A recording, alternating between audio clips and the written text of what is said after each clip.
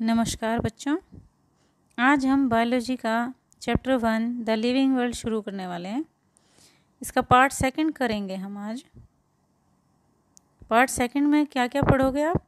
Diversity, taxonomy, nomenclature, classification और systematics. तो सबसे पहले हम करते हैं डाइवर्सिटी।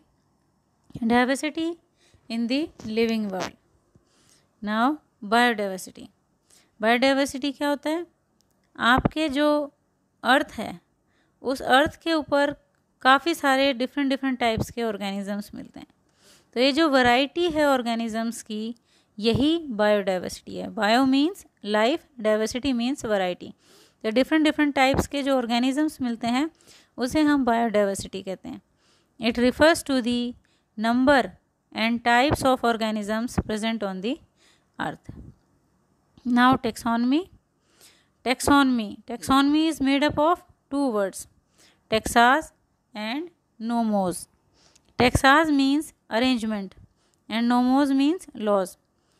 तो taxonomy में हम उन laws को पढ़ते हैं जिसके according organisms को arrange किया जाता है। The process of classification of organisms into different taxas is called taxonomy.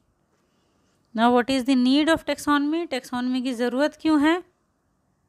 हमारी अर्थ पर 1.7 से 1.8 मिलियन स्पीशीज़ मिलती हैं, और जैसे जैसे हम नए एरियाज़ को एक्सप्लोर करते हैं या जो ऑलरेडी एक्सप्लोर किए हुए एरियाज़ हैं उनमें भी अगर हम दोबारा से एक्सप्लोर करते हैं तो हमें नई स्पीशीज़ देखने को मिलती है, नए ऑर्गेनिजम्स मिलते रहते हैं।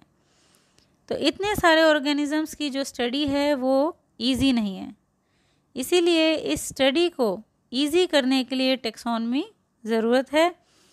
टेक्सोनमी से इन ऑर्गेनिजम्स की ग्रुपिंग होती है और उसको स्टडी करना ईजी हो जाता है। Now the processes of taxonomy. Taxonomy की बेसिक 3 प्रोसेसेस हैं। First is identification, second is nomenclature and third is classification. Identification means identify करना, पहचानना। नोमेनक्लेचर मीन्स उनको नाम देना। And third is classification means हम उनको उनके कैरेक्टर्स की सिमिलैरिटीज़ और डिससिमिलैरिटीज़ के बेसिस पे अलग अलग क्लासीफाई करना। तो 1 बाय 1 हम इनको डिटेल में पढ़ेंगे। सबसे पहले आएगा identification. What is identification? Identification is to identify the organism and describe it correctly. Identification क्या होता है? उसको ऑर्गेनिज्म को आइडेंटिफाई करना और उसको ठीक ढंग से डिस्क्राइब करना कि कौन कौन से कैरेक्टर्स उसमें मिलते हैं। Earlier, humans used only external characters to describe the organisms. जो बाहर से दिखते थे सिर्फ वही कैरेक्टर्स को यूज़ करते थे। Nowadays, we use both external as well as internal characters such as cell, development process and ecological information of organisms to describe the organism. आजकल हमारे पास इतनी सारी टेक्निक्स आ गई हैं, माइक्रोस्कोप्स आ गए हैं, तो हम जो और कैरेक्टर्स हैं, इंटरनल कैरेक्टर्स हैं, उन्हें भी इसमें आइडेंटिफिकेशन के अंदर इंक्लूड करते हैं। Now next is nomenclature. Nomenclature means naming, नाम देना। As you know, there are so many organisms in the world, and a particular organism has its own local name. These local names would vary from place to place, even within a country. So, local names creates confusion, and it is impossible to remember the names of an organism. जो organisms मिलते हैं हमें, उनका हर country में अपनी language के according local name है। Even एक ही कंट्री में अलग अलग स्टेट्स में जाओगे तो अलग अलग नाम मिलेगा किसी ऑर्गेनिज्म का लैंग्वेज के अकॉर्डिंग। तो इससे कन्फ्यूजन क्रिएट होता है। इसके अलावा किसी भी ऑर्गेनिज्म के इतने सारे नाम याद रखना भी काफ़ी मुश्किल होता है। Hence there is a need to standardize the naming of living organism. Living organisms का जो एक स्टैंडर्ड नेम रखना है उसकी ज़रूरत है।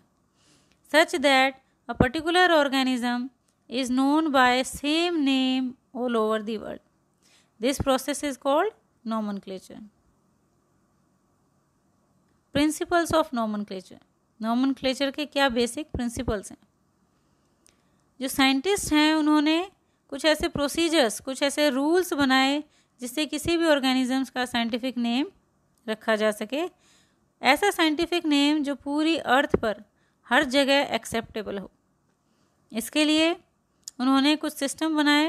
पहला सिस्टम है ICBN, international code of botanical nomenclature. Botanical means plants के लिए, जो प्लांट्स हैं उनके नाम के लिए ICBN। Next system is ICZN, zoological names के लिए, international code for zoological nomenclature. Zoological means animals के नाम के लिए, एनिमल्स के नाम के लिए ICZN है और प्लांट्स के नाम के लिए ICBN है। Now the nomenclature. Carlos Linnaeus जो साइंटिस्ट थे उन्होंने बाइनोमियल नोमेनक्लेचर को इंट्रोड्यूस किया। उन्होंने इस सिस्टम के लिए अपनी 2 बुक्स दी। पहली जो बुक थी वो थी सिस्टमा नेचुरे और सेकंड बुक थी स्पीशीज प्लैनेट्रम। ये दोनों बुक उन्होंने दी थी जिसमें उन्होंने प्लांट्स और एनिमल्स इनके नाम डिस्क्राइब किए थे।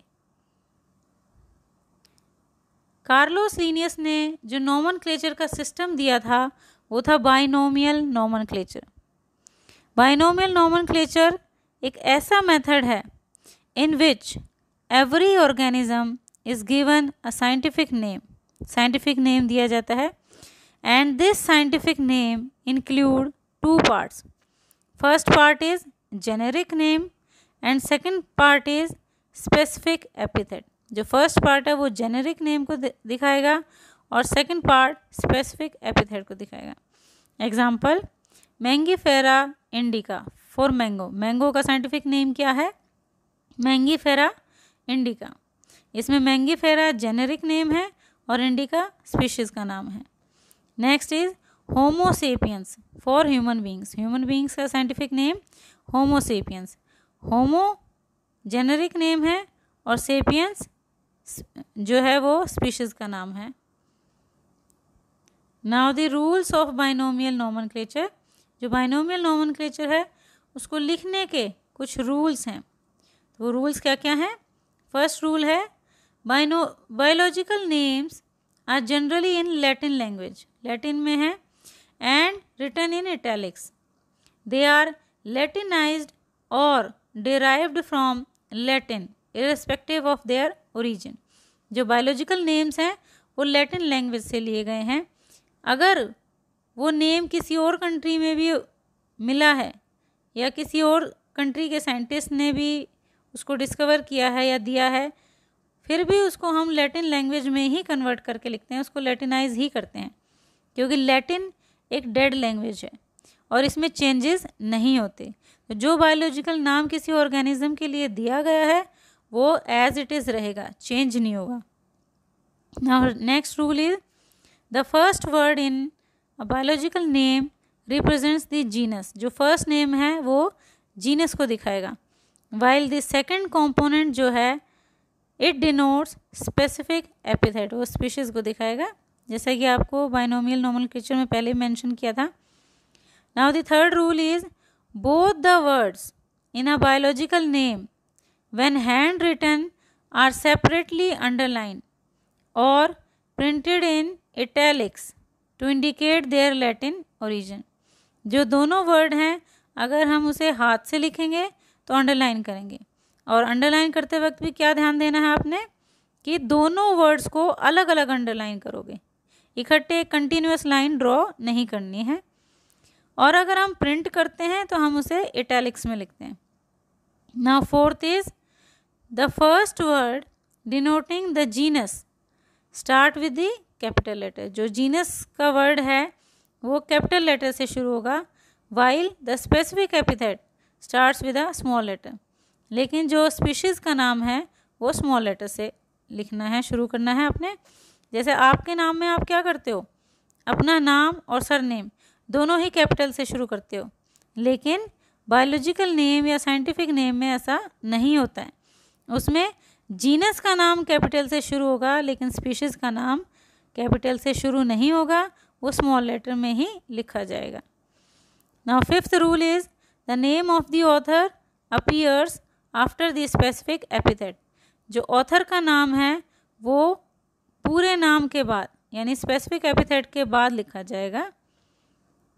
These are the rules for binomial nomenclature. Now next is classification. What is classification? और क्लासिफिकेशन की ज़रूरत क्यों है? क्लासिफिकेशन क्या है? इतने जो ऑर्गेनिजम्स हैं उनको वन बाय वन स्टडी करना इम्पॉसिबल है, तो इसीलिए हम जो सिमिलर ऑर्गेनिजम्स हैं उनको एक ग्रुप में क्लासिफाई करते हैं और उसके बाद उसको स्टडी करते हैं, तो उससे हमारी जो स्टडी है वो काफ़ी ईजी हो जाती है। सो classification is the process by which anything is grouped into convenient categories based on some easily observable characters. Organisms are grouped into categories which are called taxa. जो categories हैं उन्हें taxa बोलते हैं, and representative from each taxon is studied. जो हर एक taxon का representative है, main organism है, उसे हम स्टडी करते हैं। Now the next is systematics. What is systematics? The word systematics is derived from Latin word which means systematic arrangement of organism. Organisms का systematic arrangement. इसमें its scope include identification, nomenclature and classification. Systematics takes into account evolutionary relationship between organism. Systematics जो है उसमें हम organisms की evolutionary relationship को भी ध्यान में रखते हुए अरेंजमेंट करते हैं। नाउ द टेक्सोनोमिक कैटेगरीज, जो हमने टेक्सोनोमी पढ़ी उसमें कैटेगरीज क्या क्या हैं। Classification involves hierarchy of steps in which each step represents a rank. Classification में हम क्या करेंगे, जो अलग अलग कैटेगरीज हैं वो बढ़ते बढ़ते एक जो है हायरार्की की फॉर्मेशन करती है, टेक्सोनॉमिकल हायरार्की की फॉर्मेशन करती है। All categories together constitute the taxonomic hierarchy. अब इसमें जो एक सिंगल स्टेप है उसको हम कैटेगरी बोलेंगे और जो पूरा ग्रुपिंग है उसकी उसे हम टेक्सोनॉमिक हायरार्की बोलेंगे। Each taxon represents a unit of classification.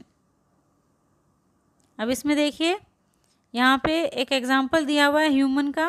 इधर आपके कैटेगरीज के नाम हैं, लेफ़्ट साइड में कैटेगरीज के नाम हैं और राइट साइड में जो उसके टेक्सास हैं वो लिखे हुए हैं। कैटेगरीज देखिए, किंगडम, तो होमो सेपियंस की जो किंगडम है वो है एनिमेलिया। उसके बाद फाइलम, फाइलम जो है वो क्या है, होमो सेपियंस का कोऑर्डेटा। क्लास, क्लास क्या है, Mammalia. Order, Primate. Family, Hominidae. Genus, Homo. Species, Homo sapiens. तो ये जो लेफ़्ट साइड है इसमें कैटेगरीज हैं और राइट साइड में टेक्सास हैं। कैटेगरीज जो हैं वो सेम रहेंगी लेकिन टेक्सास हर ऑर्गेनिज्म के अकॉर्डिंग चेंज हो जाएंगे। Remember, taxonomic categories do not change, मतलब वो उसी सीरीज में चलेंगी, but taxa keep changing as per the organism. Now the trick to remember. अब एक ट्रिक जो है वो आप ध्यान दीजिए इस सीरीज को याद करने के लिए। कीप प्लेट क्लीन और फैमिली गेट सिक। अब इसमें देखिए जो फर्स्ट अल्फ़ाबेट है उसे देखिए, K, P, C, O, F, G, S.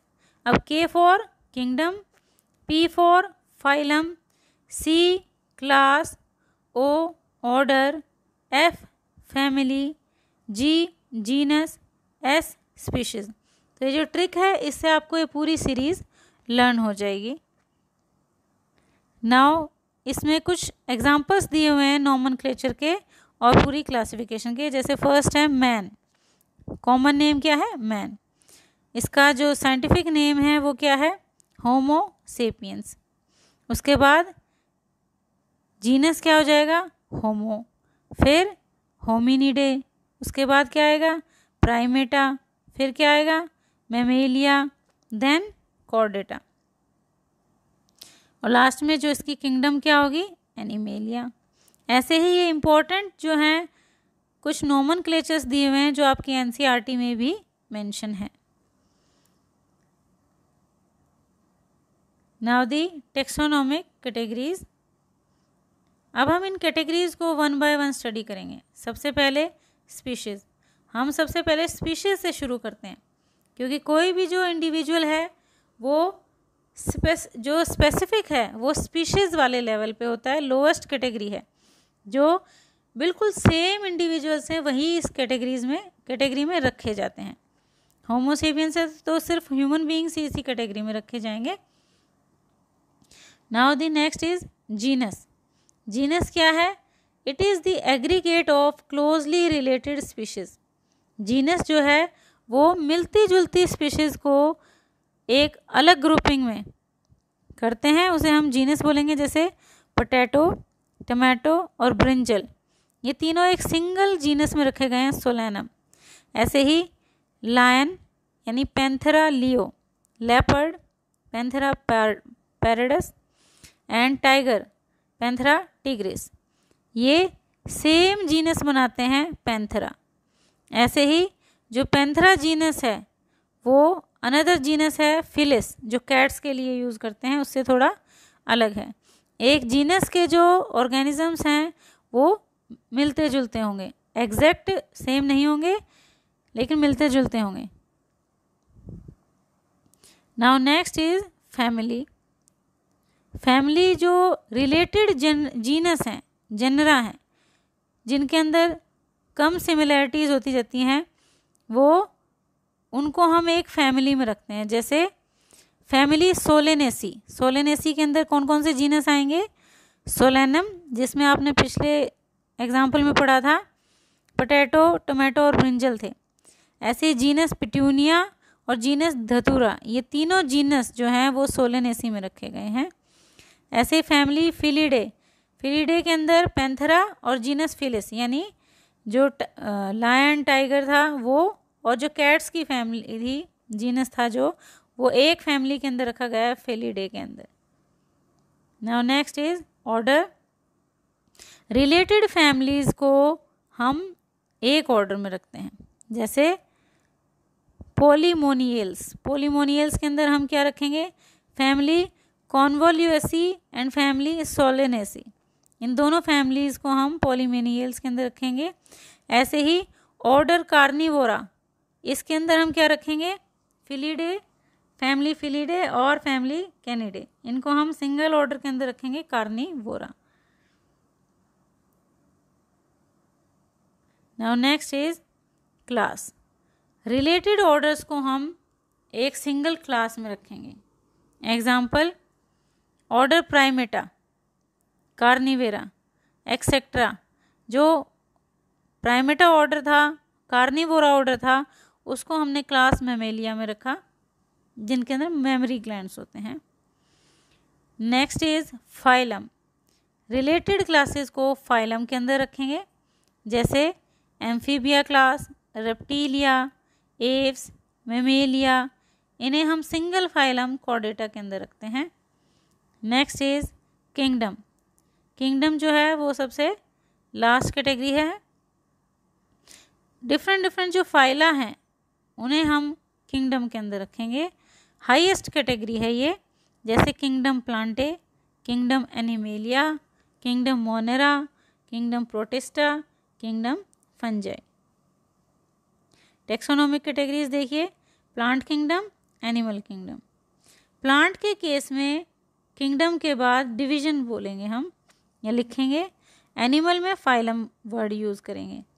उसके बाद सेम है class, order, family, genus, species.